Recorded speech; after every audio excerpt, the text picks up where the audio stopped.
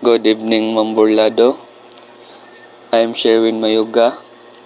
Today I will be discussing about psychosocial of development. So first, let's talk about the background of Erik Erikson. Erik Erikson first published his 8-stage theory of human development in his 1950 book, Childhood and Society. Next, the stages were included in the chapter entitled The 8 Ages of Man.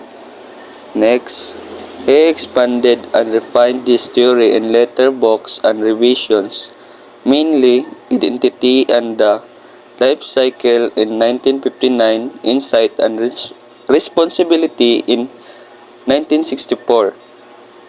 The Life Cycle completed a review in 1882, revised in 1996 by John Erickson, and Vital Involvement in Old Age in 1989. Next, John Erickson expounded on a ninth stage after Eric's death. This is found in her 1996 revision to the Life Cycle completed. So, that's the Erik Erikson background. So next, I will be introducing the 8 stages. Number 1, Erikson's psychosocial term, derived from psychological and social terms, refers to the mind, brain, personality, and external relationships, sometimes extended to biopsychosocial, referring to life. So, Erikson's psychosocial theory outlines 8 stages of development, each presenting a conflict crucial for forming a healthy personality and social relationships. It integrates biological, psychological, and social factors, illustrating how social interaction shape identity and growth throughout life.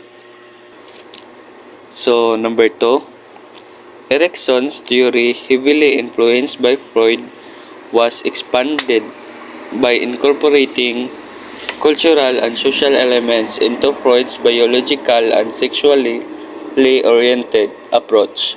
So, Erikson expanded on Freud's theories by incorporating social and cultural factors into personality development, while Freud focused on biological and sexual drives.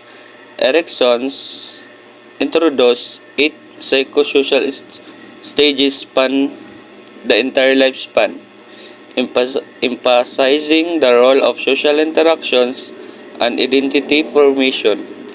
His approach highlights how societal influences shape individuals' growth, making it more holistic and culturally relevant. So next, let's proceed to the number 3, the development of his ideas over time, possibly influenced by his own journey through the psychosocial crisis. Stages model is intriguing. So, Erikson psychosocial crisis stages model outlines 8 developmental stages, each with a key conflict influencing personal growth as individuals navigate these stages, like identity versus role confusion in adolescence or intimacy versus isolation in young adulthood. They evolve in their beliefs and ideas based on experiences and challenges. This journey fosters deeper understanding and empathy, shaping their worldview over time.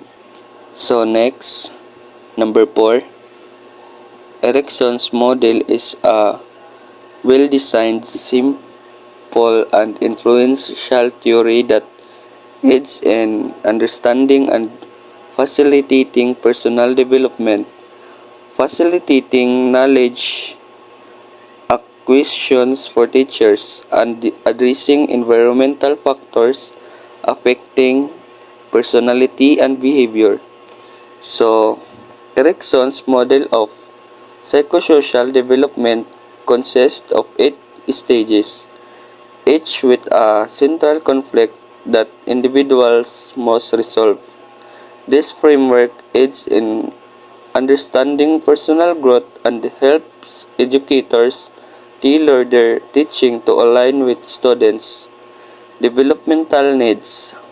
By recognizing these stages, teachers can create supportive environments that promote learning and address external factors influencing behaviors and personality. So next, number 5, Erickson's 8 stages theory is a powerful model for understanding personality and behavior development, applicable in teaching, parenting, self-awareness, conflict management, and understanding self and others. So, teaching. Educators can tailor their approaches to address the specific psychosocial needs of their students, fostering a supportive environment for development. Parenting. Parents can apply Erickson's stages to understand their children's behavior and challenges, promoting healthy development. Self-awareness. Understanding one's own stage can aid in personal growth and emotional regulation, helping individuals identify and resolve conflict. So next, conflict management. Recognizing the underlying psychosocial issues can enhance empathy and improve interpersonal dynamics. So the last one, understanding self and others. Erickson's theory provides insights into the motivations behind behaviors, facilitating better relationships and communications. So, Erickson's 8 stages of psychosocial development outline key conflicts individuals face throughout life, influencing personality and behaviors each stage, from trust versus mistrust in infancy to integrity versus despair in late adulthood, presents challenges that shape personal growth. So, this framework is valuable in teaching, parenting, self-awareness, and conflict management. So, also, understanding others, emphasizing that development is a lifelong journey where successfully navigating these stages fosters emotional health and social skills. So that's the number 5. So next, let's proceed to number 6. Erickson's model, known as biopsychosocial or biopsychosocial theory, focuses on the 8 stages of psychosocial development, making it his most distinctive work and remarkable model. So, Erickson's biopsychosocial theory presents 8 stages of psychosocial development, each defined by a key conflict. Successfully resolving these conflicts fosters a healthy sense of self, while failure can hinder future development. These stages highlights the influence of biological, psychological, and social factors across the lifespan. Next, let's proceed to the number 7.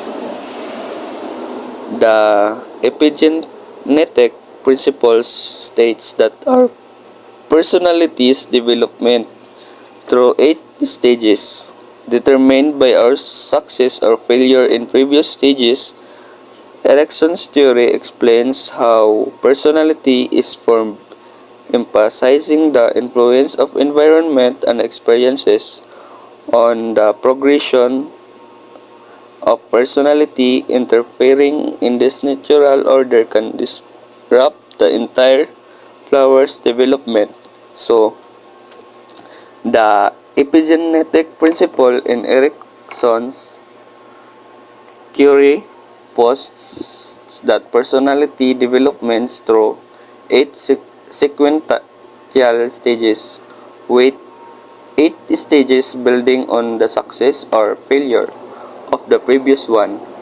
Environmental factors and experiences play a crucial role in this progression.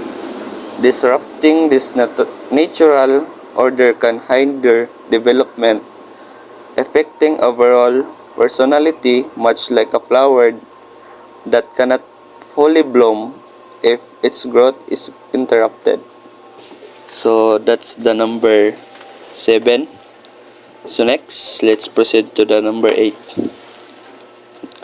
Erickson's psychosocial crisis stages involve opposing emotional forces called contrary dispositions relating to life stages and challenges.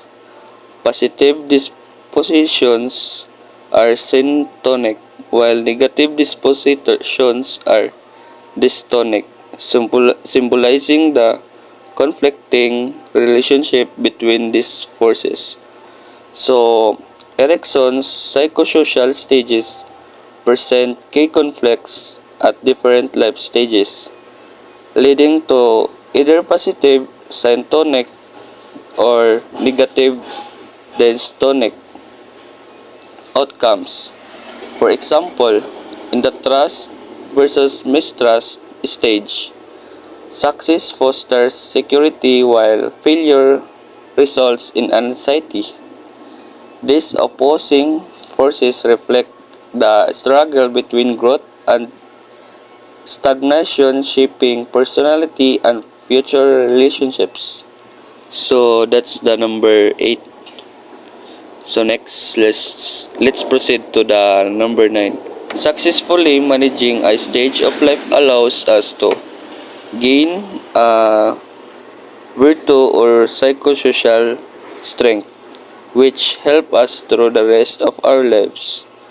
So, successfully managing a stage of life is described in Erickson's psychosocial development theory, means effectively navigating the challenges and conflicts that arise at each stage. Each stage is associated with a specific psychosocial crisis, and resolving it positively leads to the development of a virtue or strength. So, for example, in childhood, the challenge might be developing trust versus mistrust. Successfully fostering trust leads to the virtue of hope. As individuals progress through stages like autonomy versus shape or identity versus role confusion, they gain strength such as willpower, purpose, and especially fidelity. So that's the introduction of 8 stages. Stage 10. Poor self-care can lead to maladaptations and malignancies, endangering future development. Malignancies involve too little positive and negative aspects, while maladaptation involves too much positive and negative aspects, such as trusting too much. Stage 10 talks about how neglecting self-care can lead to unhealthy coping mechanism called maladaptations, and even more serious problem called malignancies. It's like if you don't eat healthy food, you might get sick. Stage 11. Crisis stages are a broad framework, not precise mathematical formula, with elements overlapping and mingling across different people and situations.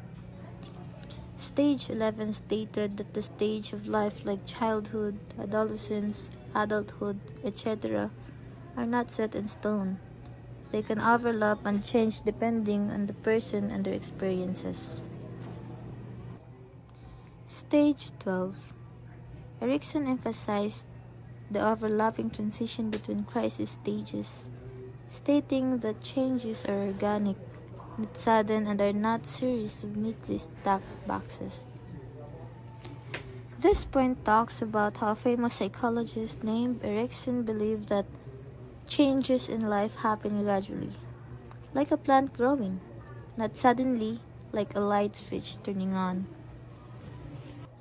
And now the last one, stage 13. Erikson's theory emphasizes mutuality and generativity, which are interconnected. Mutuality reflects generations' impact on each other, particularly within families, while generativity reflects the relationship between adults and children's best interests, affecting generation in crisis stages. At this point explains that Erikson thought that different generations are connected. He said that how one generation acts affect the next generation, especially within families. It's like a chain reaction where what happened to one person can affect to others. Now, let us proceed to psychosocial development. What is psychosocial development? Erik Erikson's theory of psychosocial development is one of the best-known theories of personality in psychology. Much like Sigmund Freud, Erikson believed that personality develops in a series of stages. Unlike Freud's theory of psychosexual stages, Erikson's theory describes the impact of social experiences across the whole lifespan. Erikson's theory is a famous theory in psychology that explains how our personality develops throughout our lives. He believed that personality develops in a series of stages, just like Sigmund Freud's theory of psychosexual stages. However, Erikson's theory focuses on the impact of social experiences on our personality development. He believed that our interaction with others play a crucial role in shaping who we become. Erikson's theory suggests that we face different challenges at each stage of life, and how we overcome these challenges influences our personality. One of the main elements of Erikson's psychosocial stage theory is the development of ego identity. Ego identity, conscious sense of self that we develop through social interaction. According to Erikson, our ego identity is constantly changing due to new experience and information we acquire in our daily interaction with others. In addition to ego identity, Erikson also believed that a sense of competence also motivated behaviors and actions. In simpler terms, Erikson's theory suggests that our sense of self is shaped by our interaction with others and our experiences in the world. We constantly learning and growing, and our ego identity reflects this ongoing process. Good day everyone, my name is Andre Pacheco de Latina and I will explain to you the extension of what is psychosocial development. In this statement, it explained that Erikson's theory is very important to competence with the human life. It said, if the stage will handle well, the person will become mastery of control on their senses and emotion. And it said, the person will be called ego strength or ego's quality, or a psychosocial resilience and self-senses mastery. The next slide is all about Erikson's psychosocial stage summary chart. Stage 1. Trust versus mistrust. Birth to 18 months. The first stage of Erikson's theory, trust versus mistrust, occurs during infancy, from birth to approximately 18 months of age. This stage is the most fundamental, laying the groundwork for future psychosocial development. During this period, infants are entirely dependent on their caregivers for basic needs including foods, warmth, safety, and nutrition. Next slide is stage 2. Autonomy versus shame and doubt. 18 months to 3 years old. During this stage, toddlers are beginning to explore their world and develop a sense of self. They are increasingly mobile and capable of performing simple tasks independently, such as walking, talking, and feeding themselves. This newfound ability to exert control over their environment fuels their desire for autonomy, a sense of independence, and self-sufficiency. The important event of this stage is toilet training and feeding themselves. Hi ma'am, I'm Clark Jesipla, and now we're going to tackle about stage 3.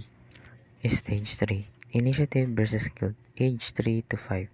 This stage marked the preschool year, a time when children begin to assert their power and control over their environment through play and social interaction. They initiate activities, explore their interpersonal skills, and learn to take responsibility for their actions. Children need to develop a sense of purpose and initiative while learning to balance their desire with the need of others.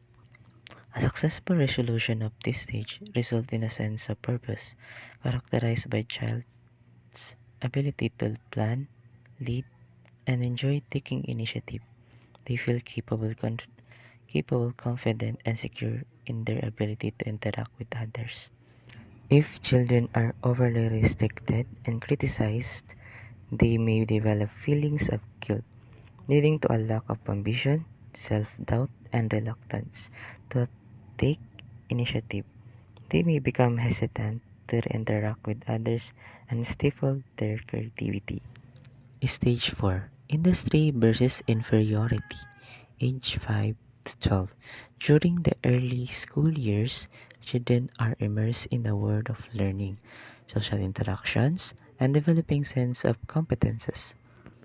They begin to compare themselves to their peers, striving for accomplishment and recognition for their skills and abilities. Children need to develop a sense of competence and industry by mastering new skills and achieving success in their endeavors. Successful completion of this stage leads to a sense of competence characterized by a child's belief in their ability to handle tasks and challenges. They feel confident, industrious, and capable of achieving their goals. If children experience repeated failure or lack encouragement, they may develop feelings of inferiority, leading to low self-esteem, doubt in their abilities, and reluctance to try new things. They may feel inadequate compared to their peers and struggle to find their place in the social environment. Stage 5, Identity versus Role Confusion, age 12 to 18. This stage marks the tumultuous teenage years, a time of significant physical and emotional change, as adolescents explore their independence and search for their personal identity. They grapple with questions of who they are, what they believe, and how they fit into the world. Adolescents need to develop a strong sense of self and personal identity, exploring their belief, values, and aspirations. Successful completion of this stage leads to a sense of fidelity, characterized by a strong sense of self, a clear understanding of their values and beliefs, and the ability to stay true to themselves despite social pressures. They feel confident, independent, and security in their identity. They feel confident, independent and secure in their identity. If adolescents struggle to find their place in the world, they may experience role confusions, leading to feeling of insecurity, uncertainty about their future, and a weak sense of self. They may struggle to make decisions, conform to peer pressure, and develop a clear sense of purpose. Stage 6, Intimacy versus Isolation, is the sixth stage of Erik Erikson's theory of psychosocial development. This stage takes place during young adulthood between the ages of approximately 18 to 40 years old. During this stage, the major conflict centers on forming intimate, loving relationships with other people.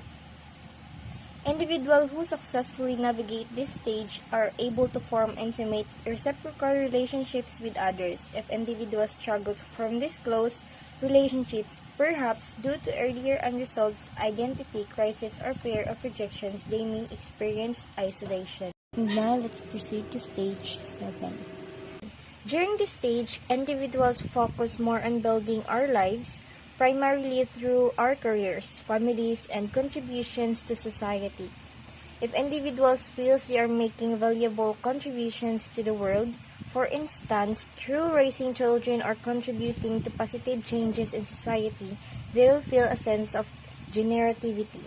If individuals feel they are not making a positive impact or are not involved in productive or creative tasks, they may experience stagnation. Stage 8. This stage begins at approximately age 65 and ends at death. It is during this time that we contemplate our accomplishments and can develop integrity if we see ourselves as leading a successful life. If individuals feel they have lived a fulfilling and meaningful life, they will experience ego integrity. On the other hand, if individuals feel regretful about their past, they feel have made poor decisions or believe they have failed to achieve their life goals, they may experience despair.